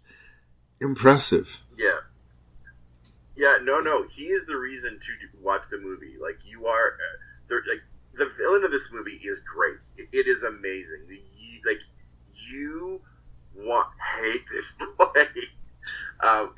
My fingers were going into the screen at one point. I think the part, it's even after when he kills the best friend, I felt so bad for the sort of second douchey boyfriend in a lot of ways. Right. The fact that he kind of redeems himself and then he gets hung. You hate that kid. Like, it's even the costume design, how his hair is made up. Like, it's just pitch perfect. I was thinking of Hush the last time, where a horror villain where I just wanted to smack the shit out of. And even, like, she escapes, like, that's the sort of, fuck you ending as she gives the finger, and great. And I know they're setting up the sequel where, and I doubt we'll ever get it, but at least, where he wants to go to the hospital and visit her. And, Well, this will be the continuation.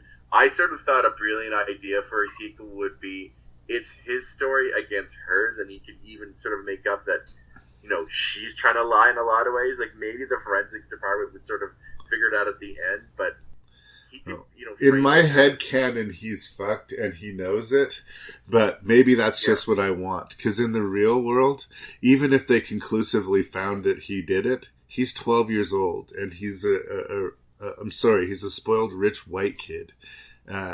He's not going to spend the rest of his life in jail. He'll get committed and he'll probably be out before, you know, his mid-20s. And he'll be just as evil and just as crazy. But yeah, the movie, like, he stabs the babysitter while she's tied up in the back. Again, an act of such cowardice. He can't even look at her while he does it. And we see him set up the crime scene, and we were starting to feel like, so he's going to get away with this, and they're just going to roll credits, and this is going to be one of, like, the darkest Christmas horror movies ever. And he lays in his bed, and he waits to be comforted by his mom, and for everything to work out just perfectly. And then he hears someone say, "We got a live one." And it all falls apart right there for him. But what we want and what the movie doesn't give us is him screaming, "No!" or him being wrestled down and having the handcuffs put on him, or his parents looking at him like he's from outer space. None of that happens in this movie. Like, it really feels like he's winning for the long time. And then at the end, they give you this hope that, no, he didn't really win, but it's not clean. It's not this, like, feel-good ending for Christmas at all. No, I agree. I do love the fact that we don't really see his comeuppances.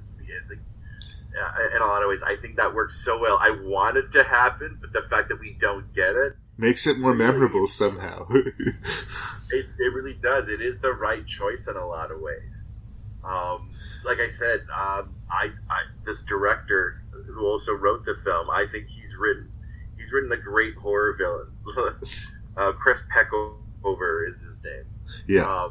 He's written a really good horror villain that, like, it just evokes strong emotions in me. I wanted this kid to get it, and we never do. He's a fragile 12-year-old boy. Like, I could beat that kid to death really easily. I know. Yeah. I feel both joy and shame by saying that. But that's interesting because, like, as a horror villain, if they did franchise it, I hope they don't. And at this point, I really don't think they will. It was 2016, I believe, this came out, so everybody's grown up by now. But yeah, he could be. What's that series of novels, the Ripley's novels, where he's just this Machiavellian killer who always manages to get away with it and assumes a new identity and moves on to the next chapter and the next murder. Like, this kid is on that route. So, fa la la la la la la la. Always good to see Virginia Madsen and Patrick Warburton. As well as, it was good to see them. It's so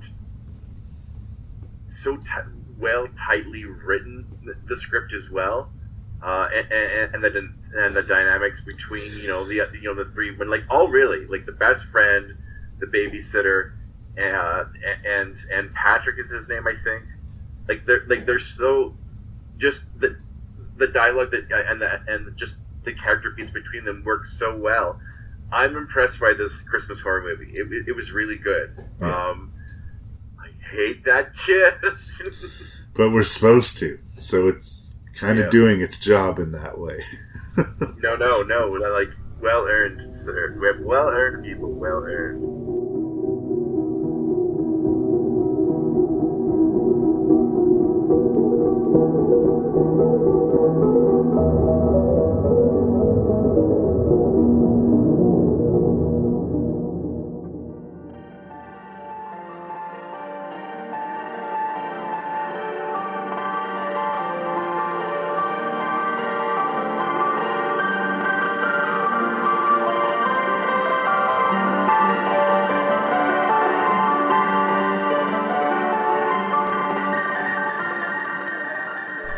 There we go. So let's do this again. Yay! Merry Christmas, Mr. Beckmann. Thank you very much for participating. I know we already tried this once. This is round 2. Merry Christmas, Parsons.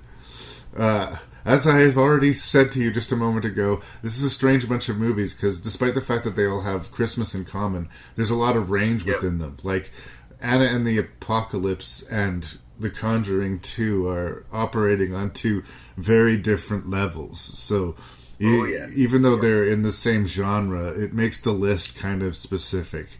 So how we rank what we rank, I mean, I'm not going to be too stressed about it. Like, it becomes pretty personal at this point. But like, what was your least favorite of these Christmas-themed horror movies, and why? Oh, you're frozen. Well, I actually kind of went back and forth because, like I said, sorry, take 3. Anyways, all these movies made me smile at different points. I can't remember last time on doing this show where I didn't. I like all these movies I would recommend seeing. I wouldn't say like don't go see them. They all have at least value. But at number 6, and I never thought when I first got this list, I didn't think it would be number 6, but it's Dead End. Right. It's just that I think any sort of like horror lover will know exactly where the story is going, and it's really about the journey and whether you'll enjoy that journey or not. I mean, it's well structured. It's the production's values are high. It's well shot and edited, and Lin Shaye and Ray Wise definitely make the movie. But I was surprised that Dead End was it's at number 6. Part.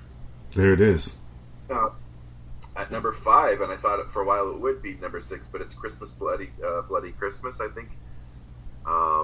That movie just made me smile in that sort of cute way. Like it rises above its micro budget and makes it, I think, really, really enjoyable. I do think its flaws, and yes, you should fuck edit that movie, but I can see the potential for him being a really good genre filmmaker, and I hope he gets a bigger budget one day. I haven't seen that sort of Soldiers of Fortune in a bar movie he made. Right. I do think the guy's talented. No, I do too. I think he might need a writing partner. He might need to help him get a little bit more disciplined with his screenplays. But as far as how he's handling the horror and the violence, I'm on board. Yeah. Yep. At number 4, it should have been better than we actually was Black Friday. I love the practical effects. I love the monsters, and I do like the characters. It gets the horror right. It's just not the satire, and that's kind of makes me go. At number 2, or number 3. At number 3. Whoops. I have Anna and the Apocalypse.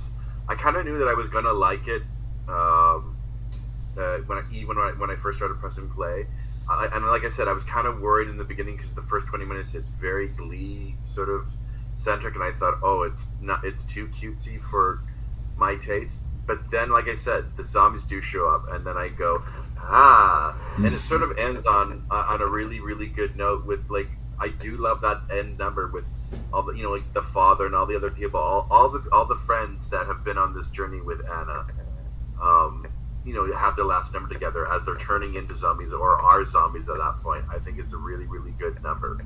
Yeah. So at number 3, I have Anna and the Apocalypse. At number 2, I have The Conjuring 2, and that actually kind of surprised me because I do thought it was probably the scariest movie. The Crooked Man and the Nun worked really, really well. So I love me some James Wan. I will say I would show up for James Wan and horror. So at number 2, I have The Conjuring 2, which leaves Better Watch Out as sort of number 1. Really, that movie, that kid makes that movie. Take nothing away from the other actors in the movie; they're all strong and good. But that villain, you really want to hurt that kid at the end of the movie. He's the anti-Kevin McAllister. Instead of cheering for him, you're actively praying for his doom. Oh, yeah. Well, it's interesting. We only match in one spot in the entire list. Wow. I don't think we disagree. We have the same top three. We have the same bottom three. Like, I think we basically mainly agreed. It's just, again, how we laid things out. Wow. I think on the, and this could be personal, just because of the drop between the movie that I wanted in my head and the movie that I got, I put Black Friday in 6th place. But it's not necessarily me saying that it's a terrible movie. I just think it needed its bolts tightened a little bit, both in the comedy and in the horror. Strike that balance. And give those characters motivation and a place to go that's a little bit more specific. You were like so most of the way there with the movie. And like I say, I did have a good time. I did enjoy watching it. So there it is. I guess, no, we did line up in 2 places because you put Bloody Christmas in 5th place as well, didn't you? So we lined up in 2 places. Christmas fucking bloody fucking Christmas with fucking robotic fucking Santa Claus fucking killing a bunch of fucking people who talk about fucking horror movies and fucking rock and roll and say fuck way too fucking much. But the gore definitely delivers. Just seriously, dude. Get someone to help you with those fucking screenplays of yours, man. Like, conceptually you're there. Just have someone help fine-tune the dialogue and work on these things called characters, because everybody does not share the same emotional life as you do, sir. I'm sure you're an interesting, cool dude, but like, come on. Imagine how good this movie would have been if we had characters. Anyway, Dead End made it all the way to 4th place for me. I think because it's maybe the maybe the horror nerd movie. It's full of people that we know and love from other horror movies, and it's got that very familiar horror movie template. I wish that the movie, as I said in the review, wasn't trying to play gotcha. I wish it would just play the dark emotional beats of a woman who loses entire family on Christmas Eve. I think that would be gotcha enough. But I like it warts and all, but I do concede it definitely has its issues. In 3rd place, I'm putting The Conjuring 2. Although I will agree with you soundly, it is the most frightening movie of the movies we're talking about here. I would say it uses the Christmas theme the least of them, and as tactically strong as it is, it's very familiar. It is another ghost movie. It's a very well done jump scare movie, and if you like jump scare movies, check it out. I gave Anna and the Apocalypse 2nd place, especially upon watching it the second time. Like, this is not my type of movie at all. It does have zombies in it, and yes, that's a plus, but I'm not a musical guy, and I can get my ass gets a little bit tired during a lot of formula rom-coms. So there was a hill to climb for me, and it was on its way to the top of the list. But it's very charming. It's very charming. Yeah.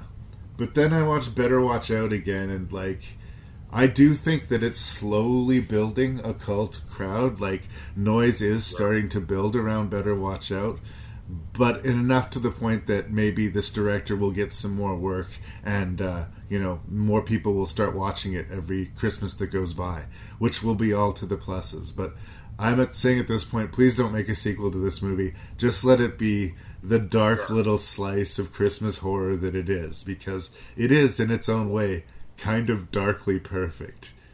Even though I still want to see that kid choked. Even like a post-credits scene of that kid getting fucking strangled. That would have been like a month worth of spank material. You want bad things to happen to this kid. And we're not talking just R-rated. We're talking primal scream. You want this kid to suffer. This movie had like the most visceral reaction to me. Like I said, when the end credits hit, and I stayed for the credit stinger. Did you stay for that? Yeah. I'm worried about her. Should we go see her in the hospital? Yeah. Like, I was like, fuck you. I pounded my bet, and that's when I realized that, this movie, like a bullet, is number one. I agree. Like I said, I got it irked me. We got an emotional reaction out of Better Watch Out. And I do think, like, it has cult classic written all over it as far as I'm concerned. Like, it really... I feel like every Christmas that goes by, more people are going to discover this movie, and it will find its audience. If we were only going to agree in a couple of places, I guess I'm glad that those were the places we agreed in. So. Yeah. And the more I think about it, I really do like the best friend character. I love the scene where he's clearly dropped those pills, and we find out later it's Oxycontin, and like the mother catches him. That is a really funny scene. Well, the kids for the first act are strangely endearing until we realize what they're up to. So it's very well calibrated, and that's why I said the better for the audience if you go in just thinking that these are the kids that we're on this adventure with, and then we suddenly realize, oh no, this kid is the problem. No, just the sort of thing you want to cuddle up in front of the roaring fire and watch with the family at Christmas. I say it's the festival, feel-good movie of the year. Happy holidays, brother. Thank you for doing yet another edition of Rank and Review. And oh boy, you'll still be hearing more Beckmann this season. Well, we're not done with Beckmann yet. Yeah, I've definitely left an imprint on this season. I think I need some help, Parsons. Hey, I'm in all of them. What does that say about me? It says that you're a beautiful man. Anything you'd like to say to the good people of the internet this Christmas of 2023? I'm going to say Merry Christmas to all and peace to all the human beings. I know there's a lot of, sort of fighting around the world, not so much in Canada. Shout out to both the Israeli and Palestinian, and even the Russian people and the Ukraine people that are fighting. Let there be peace over the holidays, and may you be around loved ones, everyone, and have a great 2024. I can't believe that. 23 is almost over. That's okay. But the point is, the holiday season is upon us, and it's despite the fact that Beckmann and I are kind of curmudgeons, we can get behind the whole peace and love vibe of the holidays. That's what I'm trying to say here: is peace, love, and be around good people this holiday season. That's all I'm saying. Yeah. Is this the last podcast that you're going to record in 2023? Well, it's the last one that'll drop in 2023. That's for sure. Yeah. Okay, but you're not recording anymore before the next New Year, or will you probably get one to do some over the holidays? We'll see. It's all up in the air. I think that's good. Shall we call it good? Yeah, I think we're good. Merry podcast.